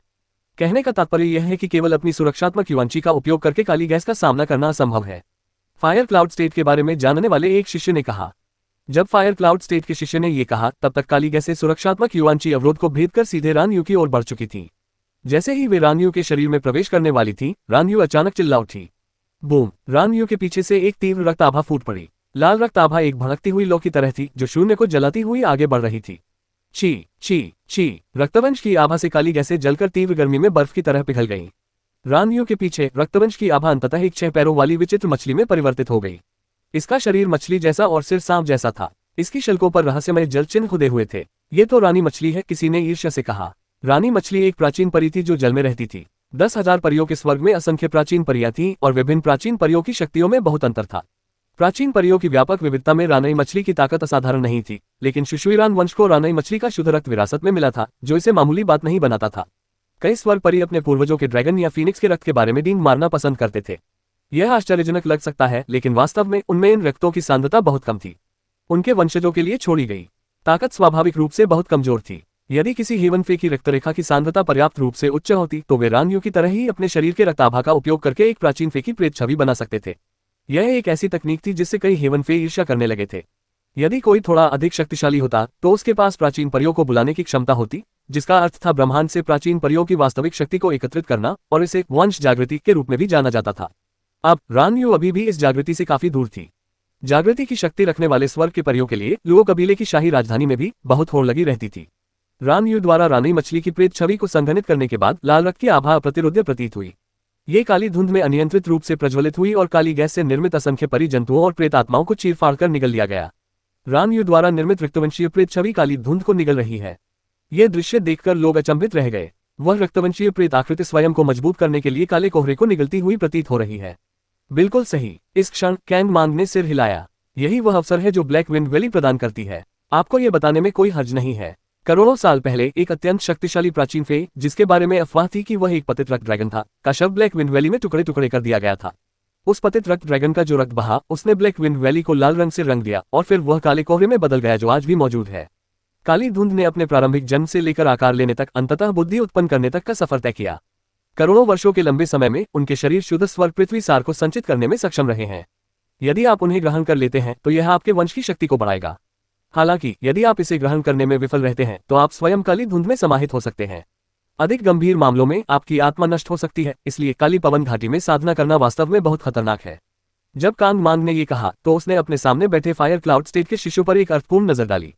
कमजोर बच्चों के चेहरे का रंग थोड़ा पीला पड़ गया। एक पतित रक्त ड्रैगन द्वारा छोड़े गए रक्त से काली धुंध उत्पन्न हुई थी। तो फिर यह आश्चर्य की बात नहीं थी कि काली धुंध को अवशोषित करने से उनकी अपनी वंश परंपरा मजबूत होगी। लेकिन वह काला कोहरा बेहद भयानक था। अगर सावधानी न बरती जाए तो चेतना उस काले कोहरे में समा सकती है और व्यक्ति मंदबुद्धि हो सकता है। तब वास्तव में मृत्यु के समान ही स्थिति हो जाती है। देखो, रानयू पहले ही 5वें स्तर पर पहुंच चुकी है। भीड़ में से किसी ने अचानक कहा, पहले ही 5वां स्तर। इससे पहले जब रानयू 4थे स्तर की गुफाओं में आया तो उसने अचानक अपने शरीर में प्राचीन फे वंश को प्रकट किया और बड़ी मात्रा में काली धुंध को निगल लिया। काली धुंध में मौजूद प्राणी बुद्धिमान थे, इसलिए ये जानते हुए कि वे रानयू का मुकाबला नहीं कर सकते, वे भाग गए। इसलिए रानयू सीधे 5वें स्तर की ओर बढ़ गई। 5वें स्तर के बाद दबाव में तेजी से वृद्धि हुई, और यही वह सीमा थी जिसका जिक्र कांग मांग ने किया था। अगर कोई ब्लैक विंड वैली की परीक्षा के अंत तक इस स्तर तक नहीं पहुंच पाता तो कांग मांग उसे सीधे लुओ डिवाइन हॉल की परीक्षाओं में भाग लेने से बाहर कर सकता था। फायर क्लाउड स्टेट के कई शिष्य अभी भी अपने 5वें स्तर में प्रवेश को लेकर चिंतित थे, लेकिन रानयू तो शुरुआत से ही 5वें स्तर पर थी, और ऐसा लगता है कि रानयू अभी भी 5वें स्तर पर टिके रहने में सक्षम थी। रानयू 5वें स्तर पर थी, जबकि गुलू अभी भी दूसरे स्तर पर थी। बाकी सभी ने काले गैसों की तीव्रता के अनुकूल होने के प्रयास में अभी पहले स्तर से शुरुआत की थी। स्थिति पहली नजर में ही स्पष्ट थी। हालांकि गुलू दूसरे स्तर पर था, लेकिन उसने अभी तक अपनी प्राचीन परी रक्तरेखा को सक्रिय नहीं किया था। वह केवल अपने शक्तिशाली शरीर के बल पर ही काली धुंध का सामना कर रहा था। शरीर का इस्तेमाल करके उस काले कोहरे का मुकाबला करने के बारे में सोचना ही भयावह था। गुलू के 5वें स्तर तक पहुंचने में बस कुछ ही समय बाकी है। हो सकता है कि उसके पास अभी भी 5वें स्तर तक पहुंचने की क्षमता हो, बस उसे कोई जल्दी नहीं है। लेकिन हमें इसके बारे में चिंतित हुए बिना नहीं रह सकते, वरना लुओ डिवाइन हॉल पहुंचने से पहले ही हम बाहर हो सकते हैं। फायर क्लाउड स्टेट ने हमें जो मौका दिया है उसे गंवाना व्यर्थ होगा। छोटे भाई, चलो हम भी नीचे चलते हैं। पहले स्तर से शुरू करते हैं और धीरे धीरे आगे बढ़ते हैं। शायद आप पहले स्तर को दूर से ही देख सके और नीचे उतरने की जल्दी न करें। कम से कम इससे अनुकूलन की प्रक्रिया तो होगी। अध्याय 829। ये यून काली हवा की घाटी में उतरता है। लुओ फेंगलिंग अभी भी यून को लेकर थोड़ी चिंतित थी और उसे देख रही थी। किंवदंती के अनुसार प्राचीन विकृत रक्त अजगर सच्चे अजगर के अंडे में दुष्ट रक्त के दूषित होने का परिणाम था। इसके कारण अंडा फूटने से पहले ही उसमें विकृति आ गई। अंडे से निकलने के बाद वह गहरे लाल रंग का विकृत रक्त अजगर बन गया। ब्लड ड्रैगन क्रूर और रक्त पिपासु थे। ये अपने शरीर को मजबूत बनाने के लिए अरबों जीवित प्राणियों को खा जाते थे और शायद सच्चे ड्रैगनों से भी अधिक शक्तिशाली थे, लेकिन असामान्य मार्ग पर चलते हुए बहुत सारे प्राणियों को खाने के बाद इनकी आभा अशांत और हिंसक हो जाती थी। इसी कारण इनका जीवनकाल बहुत छोटा होता था। ये खेदजनक था कि प्राचीन ब्लड ड्रैगन की सबसे कीमती हड्डियां और रीढ़ की हड्डी गायब हो गई थी। केवल ड्रैगन का रक्त ही बचा था जो ब्लैक विंड वैली के साथ एकरूप हो गया था। ड्रैगन के रक्त से परिष्कृत ब्लैक विंड वैली को स्वयं में एक प्रभावशाली खजाना माना जा सकता है। इतने खतरनाक इलाके में ये यून के पास न तो प्राचीन परियों का वंश था और न ही शक्तिशाली शरीर। सुरक्षात्मक युआनची का प्रभाव कम होने के कारण उसके लिए ब्लैक विंड वैली में उतरना स्वाभाविक रूप से बहुत कठिन हो गया था। दरअसल लुओ फेंगलिंग में भी इतना आत्मविश्वास नहीं था, ये उनकी तो बात ही छोड़िए। हालांकि वह भी एक स्वर्ग परी थी, लेकिन उसकी रक्तरेखा की तीव्रता रानियों की तुलना में बहुत कम थी। ये यून ने ब्लैक विंड वैली को देखते हुए विचारमग्न भाव से सिर हिलाया। छोटे भाई ये क्या देख रहे हो? इस समय ली या के मुंह से एक शरारती मुस्कान निकली। वह ये यून के पास उड़कर आया और बोला, हार मत मानो, लेकिन तुम्हें इंसान ही क्यों बनना पड़ा? तुम्हारा शरीर कमजोर है, ये समझ में आता है। तुम्हारे नियम शक्तिशाली हैं, लेकिन वे बेकार लगते हैं। 10,000 परियों के स्वर्ग में आखिर मायने तो वंश का ही रखते हैं। लुओ दिव्य हॉल की परीक्षाएं परियों के लिए बनाई गई हैं, इंसानों के लिए नहीं। तो क्या हुआ अगर तुम्हारे नियम शक्तिशाली हैं? यही एक पहलू होगा जिसमें तुम चमकोगे। अगर तुम अपने सामने की बाधा को पार नहीं कर सकते तो तुम लुओ दिव्य हॉल में जा भी नहीं पाओगे। ली या ने खुशी से मुस्कुराया। सिर ऊंचा करके चलने का क्या मतलब होता है? सिर ऊंचा करके चलने का यही मतलब होता है। पहले यी यून ने उसे बुरी तरह हरा दिया था, क्योंकि केवल नियमशास्त्र के आधार पर ही यी यून ने लिया को अपनी हर शक्ति से पूरी तरह से पराजित कर दिया था। अब जब उसने आखिरकार यी यून को हारते हुए देखा तो भला वही उनको ताना मारने का मौका कैसे छोड़ सकता था। हो सकता है कि समय बीतने के साथ यी यून की परिपक्वता बढ़ने से उनकी शक्ति का अंतर और भी बढ़ जाए। शायद ताना मारने की चाहत में भी वही यून की पीठ न देख पाए। हाँ, छोटे भाई, ये बड़ा भाई आगे बढ़ रहा है। ली या जोर से हंसा और यी यून की प्रतिक्रिया का इंतजार किए बिना वह ब्लैक विंड वैली की ओर कूद गया। वह सीधे दूसरे स्तर पर कूद गया। ली या ने शुरू से ही दूसरा स्तर इसलिए चुना क्योंकि उसे अपने शरीर की ताकत पर पूरा भरोसा था। दूसरा, वह अपनी ताकत का प्रदर्शन करना चाहता था। जब उसने ऐसे शब्द कहे थे जिनसे उसे गर्व महसूस हो रहा था, तो भला वह अपने कार्यों से अपने शब्दों का मिलान कैसे नहीं करता? भला वह अपनी श्रेष्ठता साबित करने का कोई शानदार प्रदर्शन कैसे नहीं करता? जैसे ही लिया दूसरे तल पर पहुंचा, उसने तुरंत काली हवाओं का दबाव महसूस किया। एक जोरदार दहाड़ के साथ उसकी हड्डियां चटकने लगीं और उसके शरीर से सुई जैसे पतले बाल उगाए। उसकी आंखें चमकीली हरी हो गईं और उसके पीछे एक लंबी पूंछ निकल आई। ये फे जाति का रूपांतरण था। ली या मिश्रित रक्त का है। उसमें स्वर्ग और पृथ्वी दोनों के परियों का वंश है। हालांकि वह रानियों की तरह अपने रक्त का उपयोग करके अपने पूर्वजों की शक्ति का आह्वान नहीं कर सकता, लेकिन वो पृथ्वी परियों के रूपांतरण का उपयोग करके काली गैस का प्रतिरोध कर सकता है। लुओ फेंगलिंग ने यी यून के बगल में खड़े होकर कहा, 10,000 परियों के स्वर्ग में रहने वाले कई पृथ्वी परी ऐसे जीव थे जो जानवर, पेड़, पक्षी, मछली या पौधे थे और जिन्होंने बहुत लंबे समय तक जीवित रहने के बाद अपना आदर्श प्राप्त किया था। सीधे शब्दों में कहें तो वे साधारण परी थे। पृथ्वी के परी वे इन साधारण परियों के प्रत्यक्ष वंशज थे, इसलिए वे जानवरों के रूप में रूपांतरित हो सकते थे। हालांकि हेवन फे ऐसा करने में असमर्थ थे। उनके पूर्वज प्राचीन फे थे। पहली बात तो ये कि उनकी वंश परंपरा लंबे समय से चली आ रही थी, और दूसरी बात ये कि उन्हें विरासत में मिली वंश परंपरा बहुत ही विरल थी, तो उनके लिए प्राचीन फे में परिवर्तित होना यह अज्ञात था और शायद अकल्पनीय भी कि ऐसा करने के लिए फे वंश परंपरा कितनी सघन होनी चाहिए। अतः रूपांतरण की तकनीक पृथ्वी परियों का एक गुण था। रूपांतरण ने अर्थ फे को अपार शक्ति प्रदान की और अब लिया इसके प्रभावों का आनंद ले रही थी।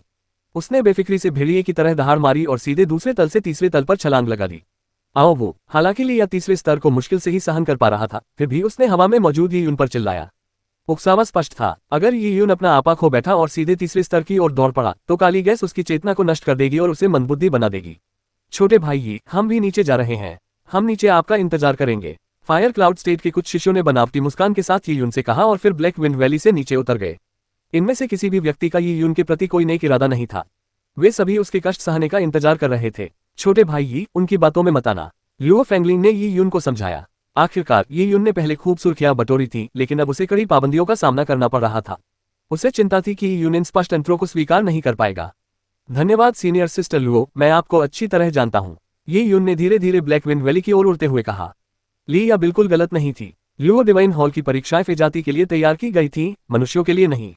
अधिकांश परीक्षण विधियां फे जाति के दृष्टिकोण से ही बनाई गई थी। इसमें कुछ भी अनुचित नहीं था। आखिरकार मार्शल आर्ट का मार्ग कभी भी निष्पक्षता के बारे में नहीं होता, बल्कि केवल जीत और हार के बारे में होता है। बिना किसी देरी के यी यून पहले तल पर उतरा। उसे ब्लैक विंड वैली के बारे में कुछ भी पता नहीं था, इसलिए पहले तल से शुरुआत करना ही सबसे सुरक्षित तरीका था। लुओ फेंगलिंग भी यी यून के साथ ब्लैक विंड वैली के पहले स्तर पर उतरी। इसके बाद लुओ फेंगलिंग ने तुरंत अपनी वंश शक्ति का आह्वान किया ताकि काली गैस के आक्रमण का प्रतिरोध कर सके। हालांकि लुओ फेंगलिंग यी यून के साथ थी, लेकिन जाहिर तौर पर उसके लिए यी यून की किसी भी तरह से मदद करना असंभव था। फायर क्लाउड स्टेट के कई शिष्य यी यून को दूसरों की पीड़ा देखकर प्रसन्न होने वाली निगाहों से देख रहे थे। वे यी यून के किसी करतब का इंतजार कर रहे थे। कैंग मांग ने भी यी यून को देखा। वह यी यून में काफी दिलचस्पी रखता था, लेकिन उसने यी यून की कोई खास देखभाल नहीं की। लुओ वंश में सभी को समान अवसर दिए जाते थे। गर्जन, इसी क्षण यी यून के बगल में कुछ काले गैस के गोले जादुई जानवरों के आकार में परिवर्तित हो गए और फिर सीधे उस पर झपट पड़े। नजदीक से देखने पर ये जादुई जीव बेहद यथार्थवादी लगते थे। उनके चेहरे नीले रंग के थे, जो क्रूरता से भरे हुए और हिंसक इरादे से प्रेरित थे। यी यून ने अपनी सुरक्षात्मक युआनची शक्ति का आह्वान किया। शुद्ध यान की शक्ति से युक्त युआनची का अवरोध एक अविनाशी सुनहरी घंटी के आकार की ढाल की तरह था, जिसने ये उनको अपने भीतर समाहित कर लिया।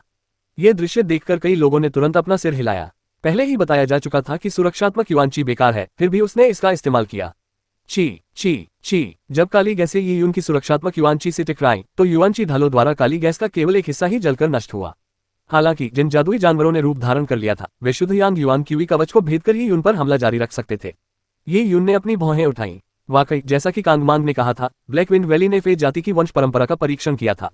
जो काली गैस रूप धारण कर चुकी थी, उसमें बुद्धि थी। वे सुरक्षात्मक युआनची को अनदेखा कर सकते थे और केवल फे जाति की वंश परंपरा द्वारा ही भस्म हो सकते थे। इसके अलावा बुद्धि और जीवन से युक्त ऊर्जा को बैंगनी क्रिस्टल अवशोषित नहीं कर सकता था। साथ ही काली गैस पूरी तरह से ऊर्जा नहीं थी। ये यून काली गैस में रक्त आभा की उच्च सांद्रता को महसूस कर सकता था, जो संभवतः रक्त ड्रैगन के रक्त के कारण थी। पतित रक्त ड्रैगन ने अनगिनत जीवों को खा लिया था, इसलिए इन जीवों का क्रोध रक्त ड्रैगन के रक्त में समाहित था। पतित रक्त ड्रैगन द्वारा छोड़ी गई काली गैस एक विचित्र नियम का पालन करती है। मेरी साधना के स्तर के साथ पतित रक्त ड्रैगन द्वारा छोड़े गए नियमों पर प्रभुत्व स्थापित करने का प्रयास असंभव है। मैं केवल इसके साथ चल सकता हूँ। यदि मेरी सुरक्षात्मक युआनची बेकार है और केवल एक परिजाति की रिक्तरेखा ही पतित रक्त ड्रैगन द्वारा छोड़ी गई रक्ताभा को अवशोषित कर सकती है, तो शायद। जब ये यून सोच में डूबा हुआ था, तभी कुछ काले परियों ने रूप धारण कर लिया और ये यून पर हमला कर दिया। वे जोर जोर से हंस रहे थे और उनकी आवाजें भूतों के भयानक विलाप और भेड़ियों के दहाड़ जैसी लग रही थी। ये यून कुछ मामलों में गुल्लुओं से कमजोर था। उसका शरीर बलवान नहीं था, इसलिए जैसे ही उसके शरीर में काली गैस प्रवेश करती, वो तुरंत अत्यधिक खतरे में पड़ जाता। इस दृश्य को देखने के लिए कई लोग आंखें फाड़कर देखते रह गए। ठीक वैसे ही जैसे लोगों का मानना था कि ये यून के शरीर में काली गैस प्रवेश करने वाली है, जिसके परिणामस्वरूप भले ही उसका दिमाग पूरी तरह से नष्ट न हो, फिर भी उसे गंभीर चोटें आएंगी। शाओ, उन्हें एक तीखी चीख सुनाई दी। यह आवाज ये यून के सीने से निकली थी, क्योंकि सभी काले गैस वाले परी जैसे जीवों की चीखें उस तीखी चीख में दब गई थी। ओह, क्या हुआ? लोग अचंभित रह गए। उन्होंने ये यून की ओर देखा, तभी उसके पीछे एक भयानक ऊर्जा का विस्फोट हुआ, मानो वह जलता हुआ काला नरक हो। जैसे ही आग की लपटें आसमान की ओर बढ़ी, लोगों ने गौर से देखा कि यह कोई अग्निसर्प नहीं, बल्कि विशालकाय सर्पों के सिर थे। हर सर्प का सिर अलग अलग आकार और आकृति का था। कुछ की एक आंख थी तो कुछ की 3, कुछ से आग निकल रही थी तो कुछ से पाला। 9 सांपों के सिर और एक विशाल शरीर, यही वह विशालकाय प्रेत आकृति थी जो ये उनके पीछे प्रकट हुई। 9 नवजात शिशु। अंततः कई लोगों को समझ आ गया कि ये उनने अपने पीछे एक 9 नियोनेट को बुलाया था। ये कैसे संभव है? क्या उसके वंश में 9 नवजात प्राणियों का अंश हो सकता है? कई लोग चिंतित हो गए। 9 नवजात प्राणी, विशेषकर वे जो 9 विपत्तियों से बच गए थे, शक्तिशाली प्राचीन परी थे। 10,000 परी वाले स्वर्ग के शक्तिशाली प्राणी भी उनसे युद्ध में भिड़ना नहीं चाहते थे। स्वर्ग की जिन परियों के वंश में 9 नवजात परियों का रक्त निहित था, वे निश्चित रूप से स्वर्ग की परियों के बीच सर्वोच्च स्थान रखती थी। 9 नवजात शिशुओं की वंश परंपरा स्वाभाविक रूप से किसी मनुष्य के शरीर पर प्रकट नहीं हो सकती। ये 9 नवजात शिशुओं की वंश परंपरा नहीं है, ये केवल उसका पहलू टोटेम है, और उसके पहलू टोटेम में मौजूद 9 नवजात शिशु केवल एक विपत्ति वाला 9 नवजात शिशु है। ये 9 विपत्तियों से बिल्कुल अलग है, लेकिन क्या मनुष्य पहलू टोटेम का इस तरह उपयोग कर सकते हैं? लोगों को यह अविश्वसनीय लगा।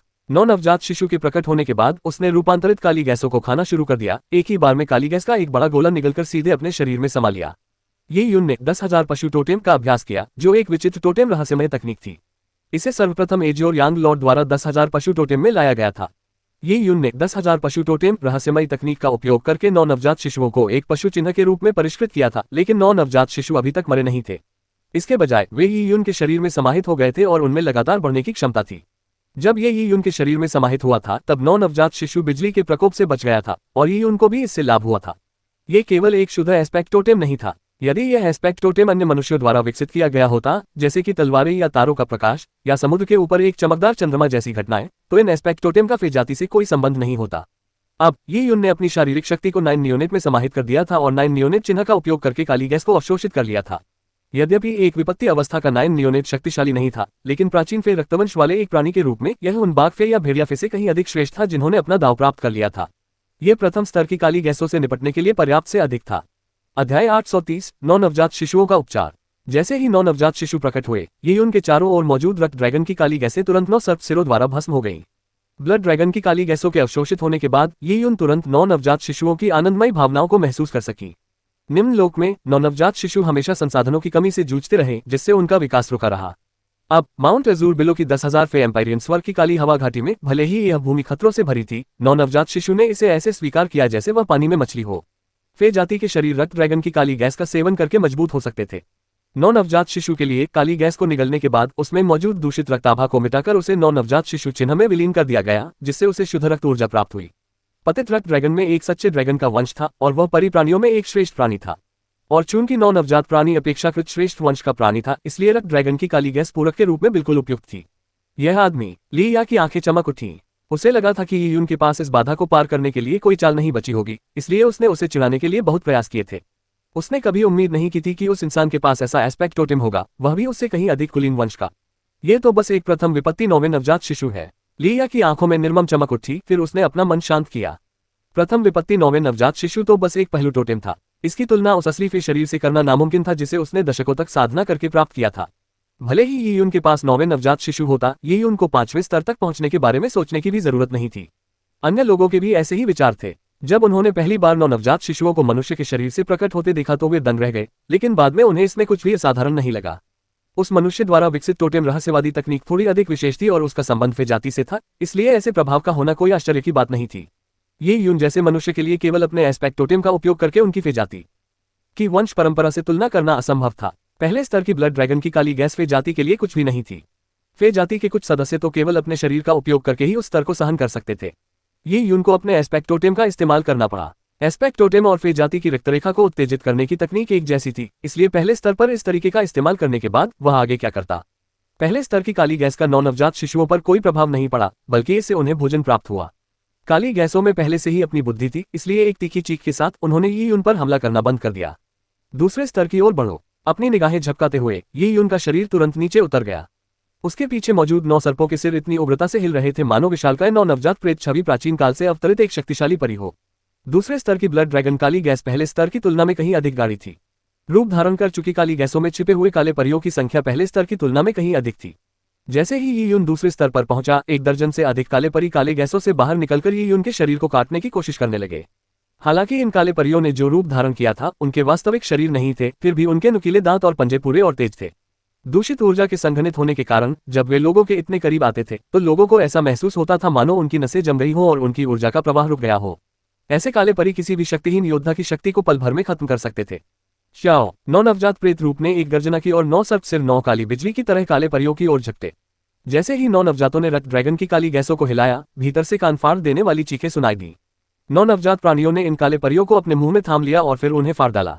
बिखरी हुई काली गैसों को उसने निगल लिया। 9 नवजात शिशु उस दूषित रक्त की आभा को परिष्कृत कर रहे थे। लुओ फेंगलिंग आश्चर्य से देख रही थी। वह अभी भी पहले स्तर पर थी, लेकिन यी यून पहले ही दूसरे स्तर पर पहुंच चुकी थी। कई साधक अचंभित रह गए। ये 9 नवजात पहलू वाला टोटेम असाधारण था। ये पहले ही दूसरे स्तर पर पहुंच चुका था और यह कितना आगे जा सकता था यह अज्ञात था। रूप धारण करने वाले काले परियों की संख्या स्थिर थी। हर बार 1 दर्जन से अधिक परियां प्रकट होती थीं। 9 नवजात शिशु दबाव महसूस कर रहा है। ये यून ने देखा कि एक काला परी सबसे पहले उसके सुरक्षात्मक युआंची पर झपटा और जैसे ही दूषित रक्त की आभा सुरक्षात्मक युआंची से टकराए, एक जलने की आवाज निकली। इसके बाद उसके पीछे मौजूद 9 नवजात शिशु उस पर हमला करने के लिए आगे बढ़ा। दूसरे स्तर के जिन काले फे ने रूप धारण किया था उनके चारों ओर अधिक घना दुर्गंधयुक्त रक्त का आभामंडल था, इसलिए उन्हें निगलना और भी कठिन हो गया। ये यी यून। अन्य साधकों ने अनिश्चितता से यी यून की ओर देखा। वे ये भी बता सकते थे कि 9 नियोनेट की प्रेत छवि को ब्लड ड्रैगन की काली गैस को निगलने में अधिक कठिनाई हो रही थी। हालांकि वे यह नहीं बता सके कि 9 नवजात शिशुओं की सीमाएं क्या थीं। इसी क्षण यी यून का शरीर अचानक नीचे की ओर गिरने लगा। तीसरा स्तर। ली या की पुतलियां अचानक सिकुड़ गईं। वह इस समय केवल तीसरे स्तर पर ही था। इससे पहले उसने यी यून का मजाक उड़ाया था और पलक झपकते ही यी यून ने एक एस्पेक्ट टोटेम का उपयोग करके उसी स्थान पर पहुंच गया जहां वह था। हालांकि तीसरे स्तर को संभालना इतना आसान नहीं है। लिया ने चीखते हुए काले गैस के एक गुबार को पकड़ा जो आकार ले चुका था और फिर अपने नुकीले पंजों से उसे चीर डाला। तीसरे स्तर पर काली गैस ने बाघों और तेंदुओं जैसे भयंकर जानवरों का रूप धारण कर लिया था। वे लगातार काली गैस से बाहर निकलकर हमला कर रहे थे, यहां तक कि लिया को भी हमलों की इस बौछार का सामना करना मुश्किल हो रहा था। इसके अलावा रूप धारण कर चुके काले परी लगातार प्रकट हो रहे थे और रक्त ड्रैगन की काली गैस साधकों के शरीर को आसानी से नष्ट कर सकती थी। इस तरह की उतार चढ़ाव वाली स्थिति का सामना करना बेहद मुश्किल था। ये यून तीसरे स्तर पर पहुंच गई। ऐसा लगता है कि लिया के लिए तीसरे स्तर पर बने रहना आसान नहीं है। हालांकि हम भी तीसरे स्तर तक पहुंच सकते हैं, लेकिन यह शायद मुश्किल होगा। फे जाति के इन सभी साधकों के चेहरे पर उदासी छाई हुई थी। क्या उनकी फे जाति की रक्तरेखा किसी मनुष्य से हीन थी? जैसे ही यी यून तीसरे स्तर पर पहुंचा, उसने तुरंत दबाव में तीव्र वृद्धि महसूस की। एक बाघ जिसने रूप धारण कर लिया था उसकी ओर से झपटा और 9 नवजात शिशुओं की प्रेत छवि में से एक की गर्दन पर अपने जबड़े गड़ा दिए। 9 नवजात शिशु ने तुरंत पलटवार किया, लेकिन जब उसके सांप जैसे मुंह ने बाघ को काटा तो उसका शरीर कांप उठा। प्रेत जैसी छवि कुछ हद तक अव्यवस्थित हो गई। उस भयंकर दुर्गंधयुक्त रक्त की आभा को 9 नियोनेट भी सहन नहीं कर सका। हालांकि उसका एक निवाला निगलने के बाद 9 नियोनेट ने खुशी से कराहते हुए आवाज निकाली। ये खतरनाक जीव थे, लेकिन साथ ही साथ ये बहुत अच्छे पूरक भी थे। बाघ के काटने के बाद 9 नवजात शिशुओं के पीछे अचानक एक विशालकाय अजगर प्रकट हो गया। घने काले धुएं में रूप धारण कर चुके जादुई जीवों की कोई कमी नहीं थी। 9 नवजात प्रेत की छवि में 9 सिर हो सकते हैं, लेकिन भयंकर परिजीवों में से किसी एक से निपटने के लिए उसे 2 या 3 सिरों की ही आवश्यकता होती थी। इसके अलावा ये भयंकर परिजीव लगातार प्रकट होते रहते थे। 9 नवजात शिशुओं के लिए उनका विरोध करना बहुत मुश्किल था। उसके शरीर पर भी परियों के हमले हो रहे थे और जैसे ही भयानक रक्त की आभा उसके शरीर में प्रवेश कर गई, यही उनको तुरंत अपने युवांची के प्रवाह में असंतुलन महसूस हुआ। उसके शरीर के भीतर दर्द और खुजली होने लगी। उस दूषित रक्त की आभा एस्पेक्ट टोटेम के माध्यम से उसके शरीर को विषैला बना सकती थी। ये युन ने जल्दी से अपनी युवांची ऊर्जा का संचार किया। उसका शुद्ध यान शरीर विषाक्त पदार्थों का मुकाबला कर सकता था, लेकिन शरीर में प्रवेश करने के बाद उन्हें धीरे धीरे बाहर निकालना आवश्यक था। हालांकि अगर विषाक्त पदार्थ बहुत अधिक मात्रा में होते तो ये युन धीरे धीरे इस प्रक्रिया को जारी रखने में असमर्थ हो जाता। इस इंसान ने आखिरकार अपनी जगह बना ही ली। लिया का चेहरा एक बार फिर बिगड़ गया। ये युन भी तीसरे स्तर पर पहुंच गया था और वहां लगभग 10 सेकंड बिताए थे। हालांकि ये युन देखने में ऐसा लग रहा था कि वह मुश्किल से ही इसे झेल पा रहा है, लेकिन उसने कोई गंभीर कमजोरी नहीं दिखाई। उसके लिए चीजें धीरे धीरे आसान होती जाएंगी। 9 नवजात शिशुओं की प्रेत छवि दूषित रक्त की आभा को अवशोषित करने में सक्षम थी, और जितना अधिक वह अवशोषित करती थी उतनी ही अधिक शक्तिशाली वह बढ़ सकती थी। फे जाति के होने के नाते उन्होंने भी यहाँ अधिक समय तक टिके रहने के लिए अपने शरीर को मजबूत करने के लिए दूषित रक्त की आभा को अवशोषित करने की क्षमता का उपयोग किया। अगर ऐसा न होता तो ये कैसे कहा जा सकता था कि ब्लैक विंड वैली भी एक अवसर थी। हालांकि ब्लैक विंड वैली में इस दूषित रक्त की आभा को अवशोषित करना कोई बड़ी बात नहीं थी। 7वें स्तर के नीचे और भी अधिक लाभ छिपे हुए थे। ऐसी चीजें जिनकी खोज करना सामान्य साधकों के लिए संभव नहीं था। शायद केवल रानियों और गुलियों जैसी शक्तिशाली वंश वाली स्वर्ग परियों के पास ही मौका था।